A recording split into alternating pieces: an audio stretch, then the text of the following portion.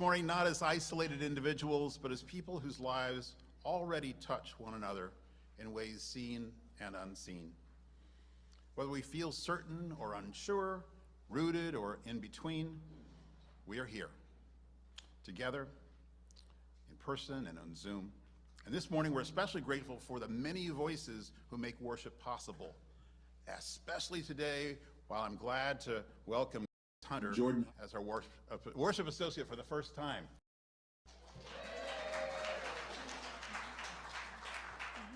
Good morning. Welcome to Heritage Universalist Unitarian Church. Whether you're here in the sanctuary, joining us by Zoom, or watching a replay at another time, I'm Grace Hunter, and I'm serving as your worship associate this morning.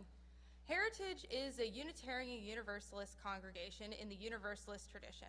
We have no dogma or creed you are required to follow. We gather to nurture compassion, love, and community, and to grow together. If you are new to Heritage, a special welcome to you. If you come seeking acceptance of who you are, you will find it here. If you need encouragement on your path, you will find it here.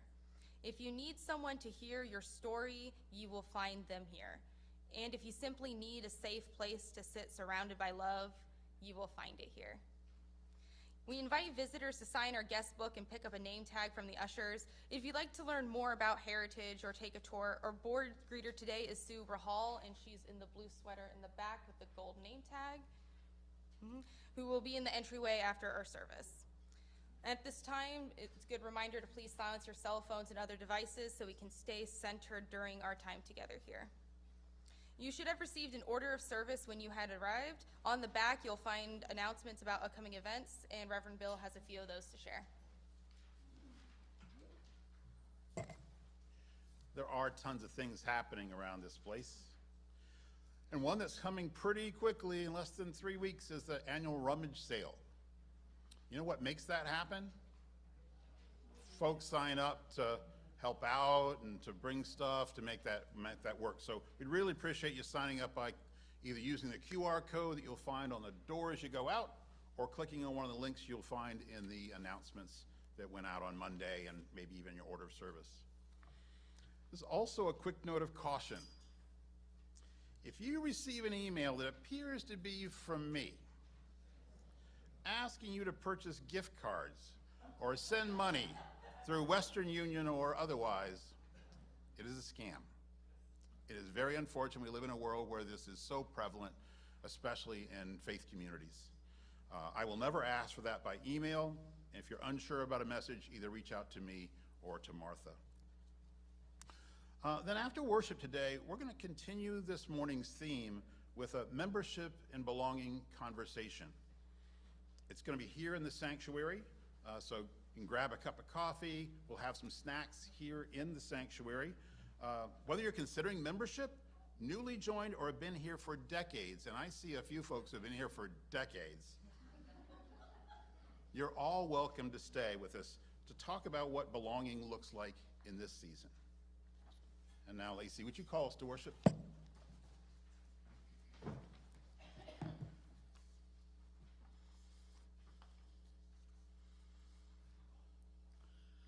For the purposes of our call to worship, we're going to light the chalice first. So Ruby, can you come forward and light the chalice for us?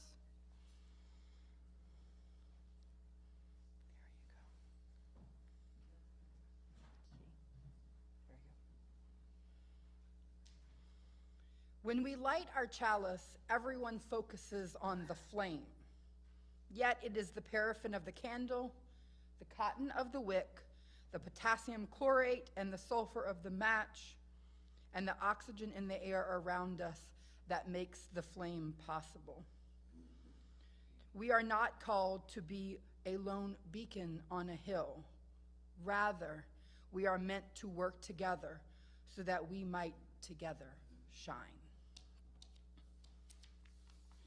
Let us now rise for our opening hymn, 188. The words will be on our screen, or you can find them in the hymnal. And after we sing 188, Come, Come, Whoever You Are, stay standing for our covenant. All right. So we're going to sing Come, Come, Whoever You Are 3 times through. First time through all together, and then times 2 and 3, it'll be around. You'll be group 1, you'll be group 2. It'll be fun.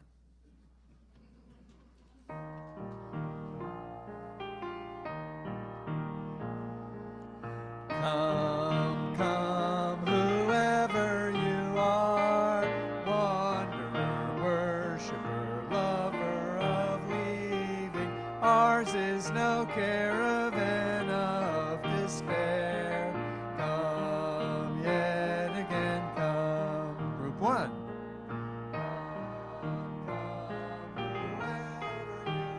Group 2.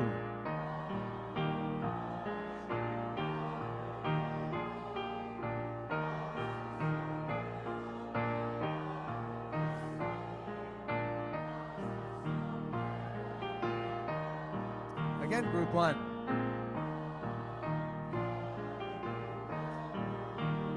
Group 2.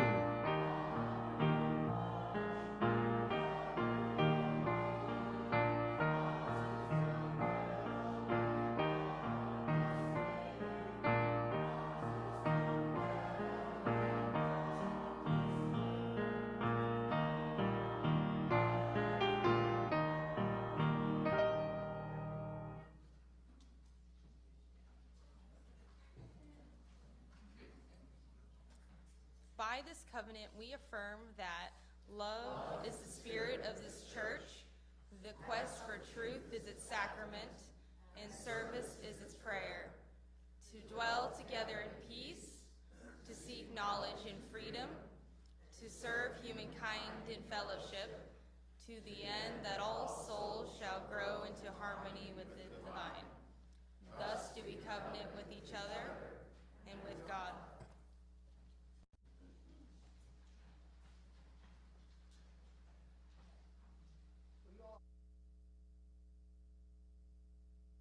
People come forward. So young people, why don't you come forward now? I have props for us today. Come on, let's see. Ready? All right, here we go. Ruby, take this one. Shayla.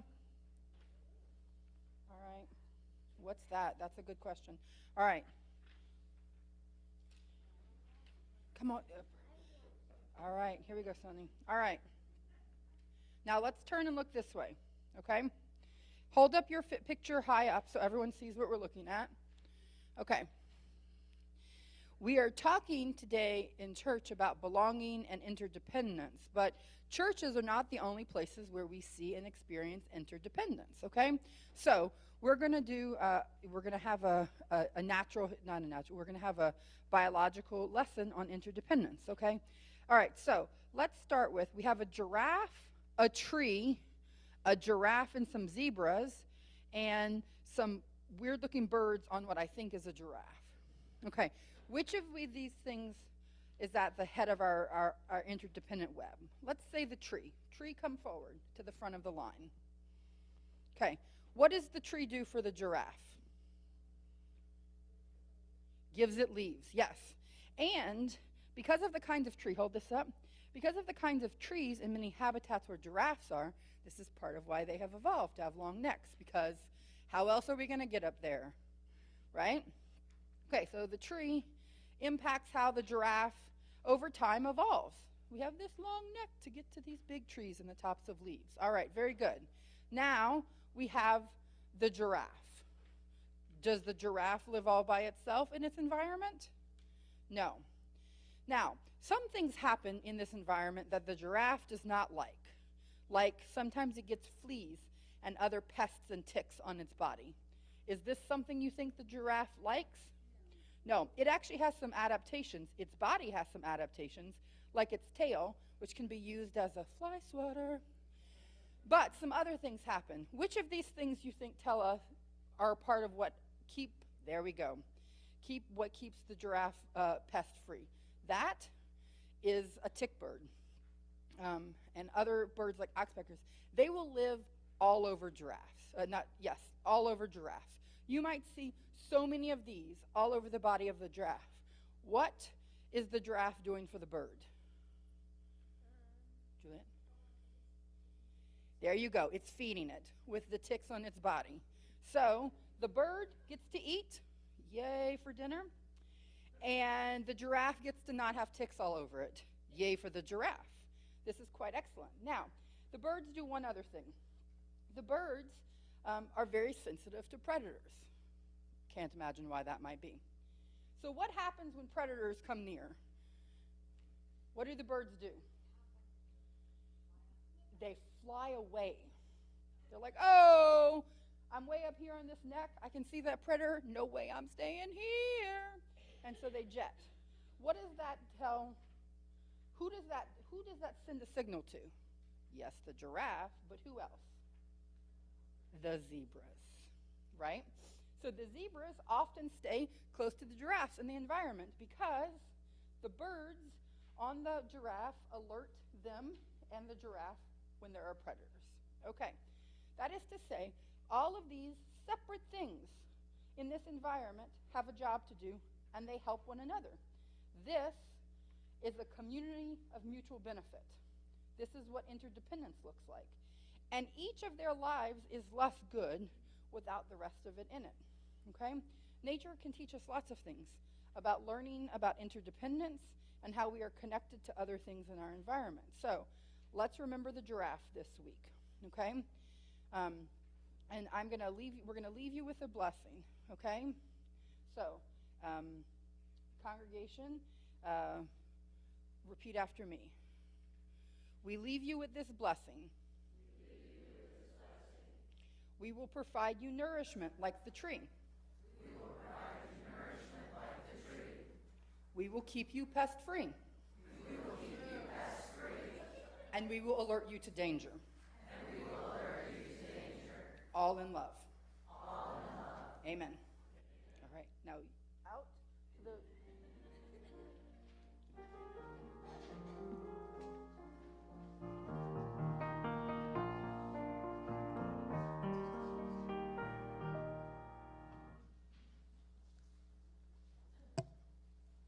Now it's time for our candles of community.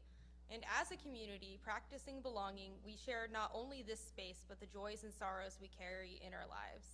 When we speak them aloud, our joys are multiplied, and our sorrows are held by more than one heart. Those who are here in the sanctuary are invited to come forward along the outside walls and return down the center aisle. When it is your turn, please take the microphone, say your name, and briefly name your joy or sorrow. If you would prefer, you may simply say a candle in silence, and we will honor that as well. We ask that you keep your sharing concise so that all who wish to share may have that space. And we also will receive any candles offered in the Zoom chat. Are there any sorrows or joys among us this morning? I light a candle because I just know there's plenty more we hold in our hearts. And so I light this for all those.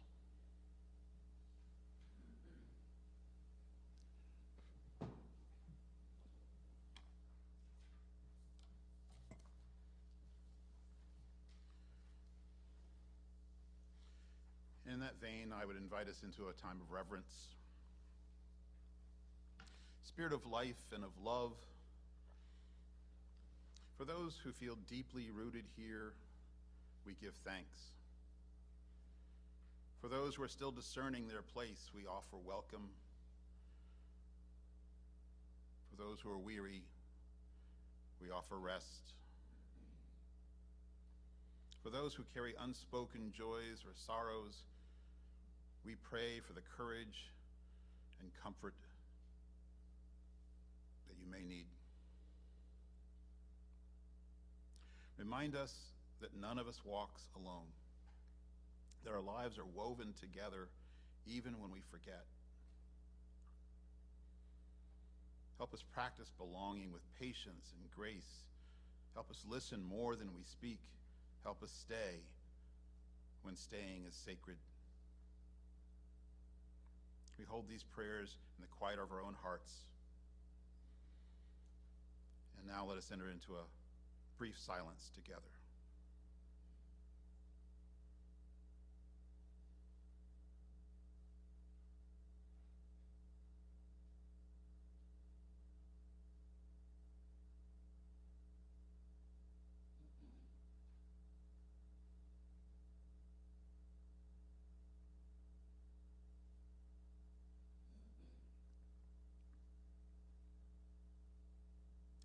Amen.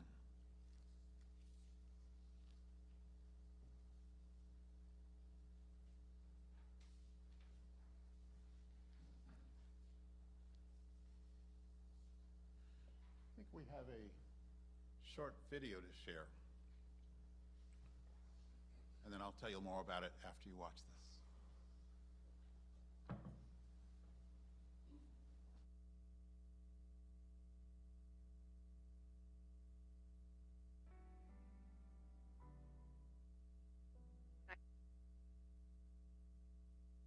I met my first family in 2008. Understanding and being able to speak English is a key need they often have. Need vaccinations before they can start employment or put their children in school. They need help with connecting to attorneys. Housing is another big need. People need to be welcomed here by a community versus just put in a place and figuring things out on their own. The best we can do with any human being is offer them peace and security in a chaotic world that's dangerous. And I think Heartfelt Tidbits does that in a million ways. When I come here, I enjoy a lot doing some art, fixing some clothes. For me, this place is a nice place because I can meet with other women. I've seen Heartfelt Tidbits have so many wonderful community events that help people feel at home and connected in a place that seems overwhelming and scary. The benefit of having Heartfelt Tidbit here at the school is that the parents are having the experience of having the clinic, which they have vision, dental, and the medical here at the school. It's not just a referral of, oh, here, call this number. It's a, let's call this number together. Do you need a ride to your appointment? Do you want me to go with you?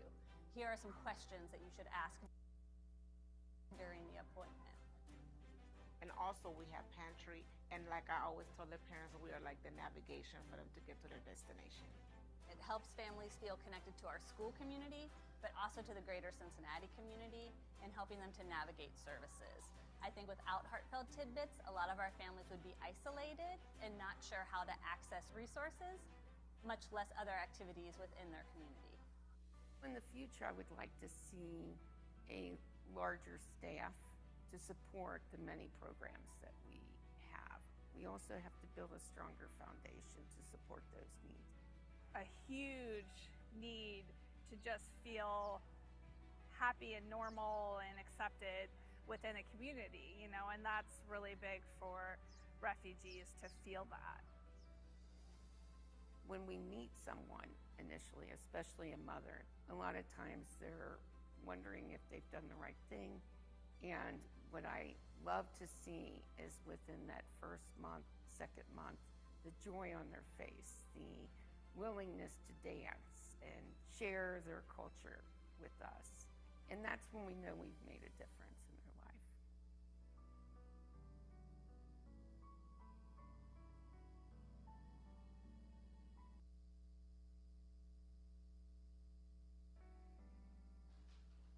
We are not isolated beings. We are connected in miracle and mystery to everything else. And so to honor that, this church gives away 100% of its plate offering every Sunday to a worthy nonprofit. This week's offering will go to Tidbits. Please give generously.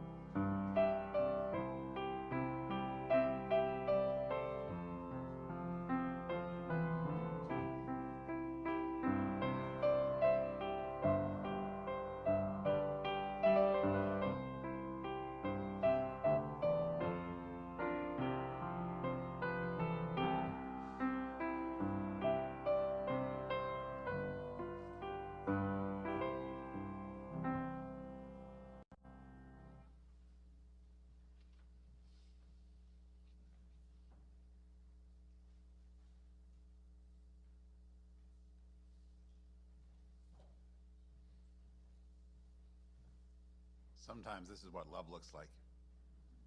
Thank you for generosity. The other way love looks sometimes is when I can look out among you and see someone who I've known for a long time, one of those folks who's been here for decades, and be able to say, hey, Russ, would you be willing to read something really special to us? And know that even with no preparation, I told him, but he would have said yes. Russ?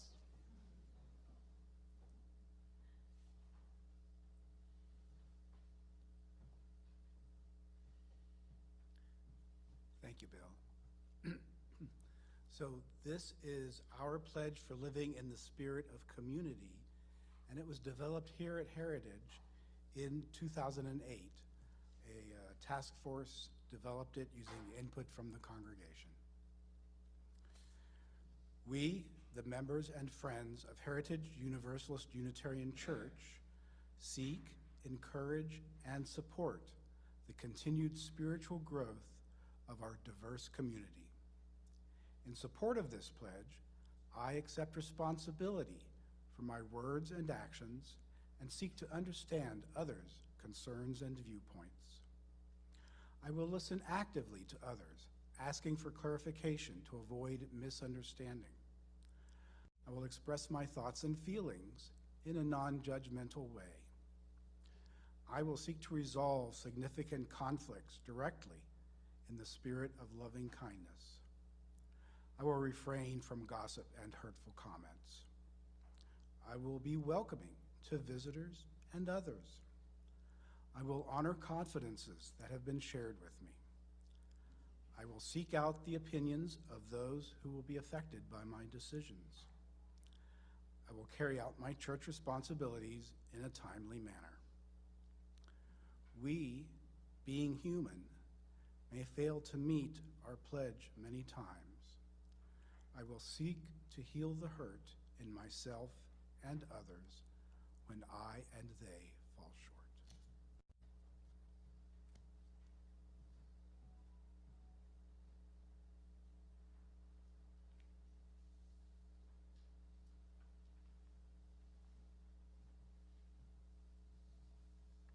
Thank you, Russ.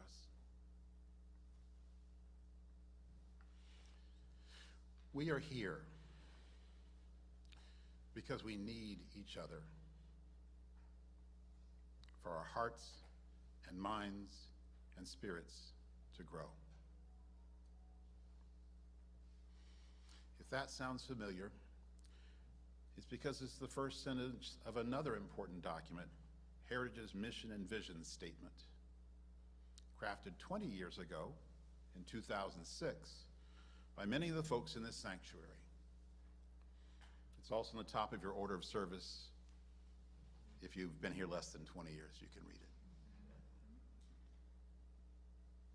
While many of the statements in that document are aspirational, as a good vision statement should be, this sentence gets straight to the essence of why we exist. They're as holy as words in any scripture to me. They confess a truth that runs counter to the culture we find ourselves in. We need one another. Independence is a myth. Interdependence is our past, our present, and our future, whether we act that way or not. So whether in a faith community or a family or society, most of us long to belong. And yet it's complicated. Some carry wounds of belonging, having been told how to belong, how to fit in, and having felt the sting of no longer being welcome where they once felt at home. Others have basked in the warmth of spaces that feel so right until they don't. And a few have experienced the deeper sense of belonging that often comes through adversity. of staying through difficult times. Belonging doesn't mean thinking alike, acting alike, or being alike. Gee, that would be boring and not particularly productive either. And it doesn't mean we never hurt each other, because we have, and we will again. Often belonging means staying through those times, because that deeper truth named earlier, we need each other for our hearts and minds and spirits to grow. Yet the myth of independence is persistent. We hear it echoed in marketing slogans and political bluster. Some of us may have had it drilled into us by well-meaning parents, or phrases like, "If it is to be, it is up to me." Yet science, for those of us who still trust it, makes it plain. Everything depends on something else, and on something else beyond that. The tick birds and the giraffes.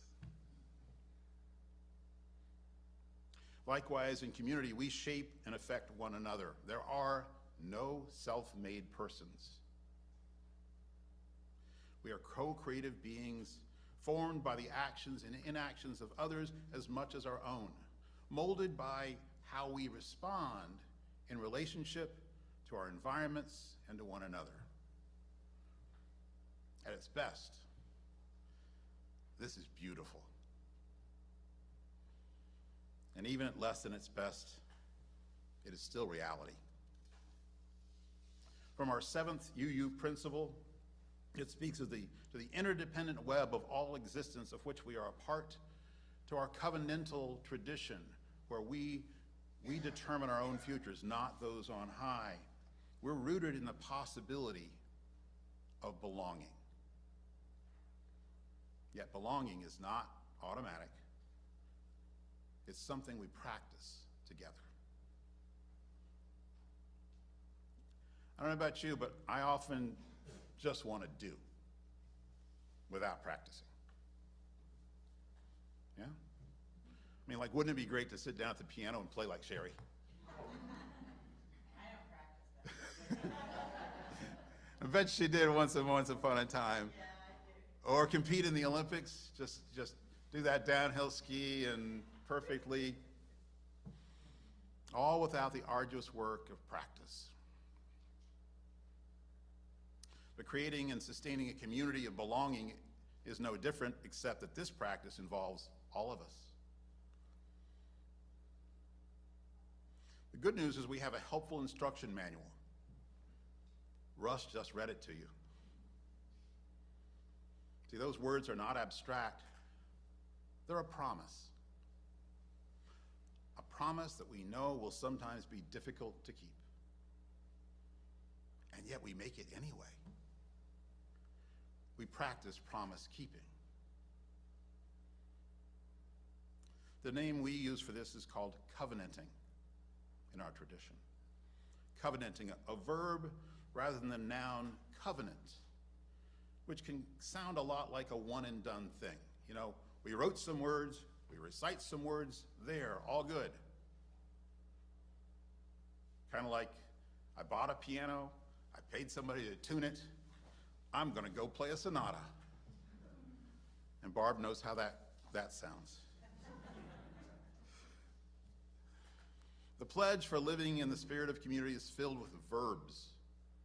I will listen actively. I will honor confidences. I will refrain from gossip and hurtful comments. I will seek to resolve conflicts directly. Verbs. And being human, we will fail and seek to heal. Belonging means taking responsibility for our words and actions and counting on others to do the same. That's what makes the rope stronger than the individual strands. the togetherness, the wovenness. And sometimes that means belonging is asking us to lean in to tasks, roles, or even leadership. At other times, it asks us to lean back so others can lean in. And all that leaning in and leaning back requires something else as well. Intentional invitation. Belonging grows when we offer meaningful invitation to newer folks, not just to attend, but to engage. And it grows when we continue to include longtime members and friends, even as they shift into new roles or new seasons in their lives. And that's especially true in times of transition. See, when something changes in one part of the interdependent web, it affects all. Things shift, gaps develop, but also new possibilities emerge. And as things shift, as they will and have, the practice of belonging requires us to shift with them. How we respond to change matters. Do we flee in the face of change? Do we fight against it or fight for it? Or do we practice belonging through it?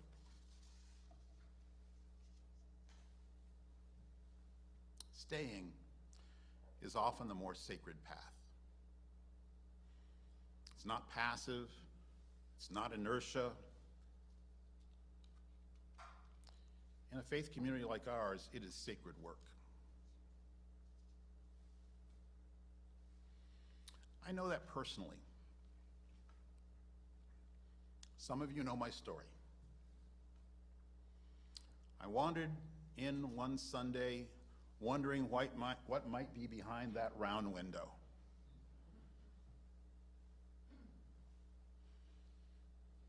I signed the membership on that altar. I was invited into conversation, into committees, into community. And it was often in those conversations, at coffee hour in the Heritage Room, or in meetings that ran way too long, that belonging developed and deepened. Not because we agreed on everything, but because we stayed in relationship with one another. And I found a lot of love here. And one very special love, who said, "I do" with me, right there. The same place where this congregation dedicated my kids 26 years ago or so, and less than a year ago where I was ordained by this congregation.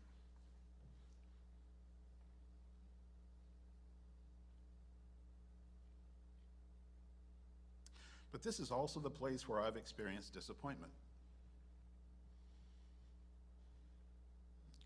and where I have disappointed others. I've argued with many of you over the years and then hugged afterward. I've leaned into leadership and leaned back from it at times. And through it all, I have grown.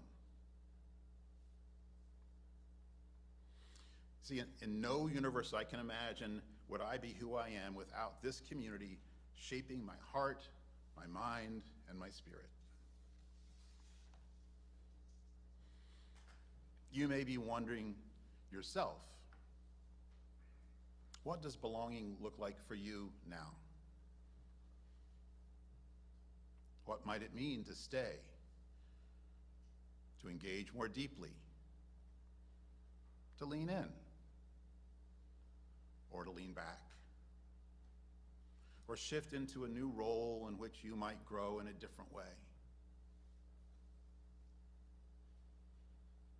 Communities are not built by gathering in the same space alone, no matter how meaningful the music or the message. They're built through shared conversation. In a few minutes after this service, some of us will stay and continue that conversation as a group, in small groups, to simply practice belonging more intentionally together. And whether you stay or not, that question is still yours. What does belonging look like for you now? In a consumer culture where many things, including institutions, are disposable, staying is countercultural. You know? Yet here we are. Here we still are. Through disagreements and ministerial changes and political upheaval, a pandemic, we are still here. How? Because what binds us is more powerful than what divides us. We belong. And belonging is a practice. Not something we inherit, not something we assume, but something we choose. We are here because we need each other. So let us continue practicing with intention, with courage, and with care.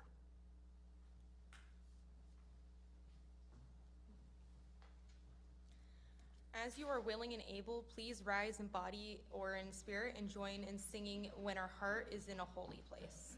As we sing the final verse, we'll begin to gather around the sanctuary as a simple reminder that we do not journey alone.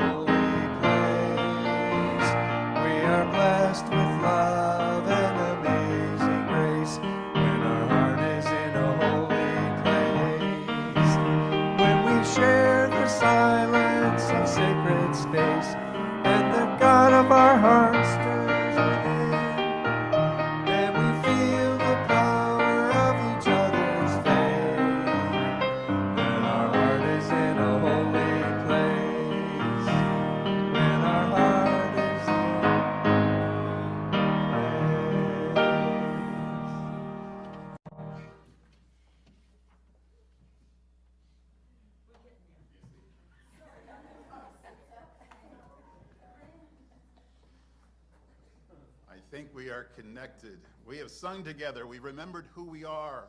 We've named what belonging asks of us. May we go from this place knowing that we do not journey alone. May we practice belonging, not only today in this room, but in the world beyond.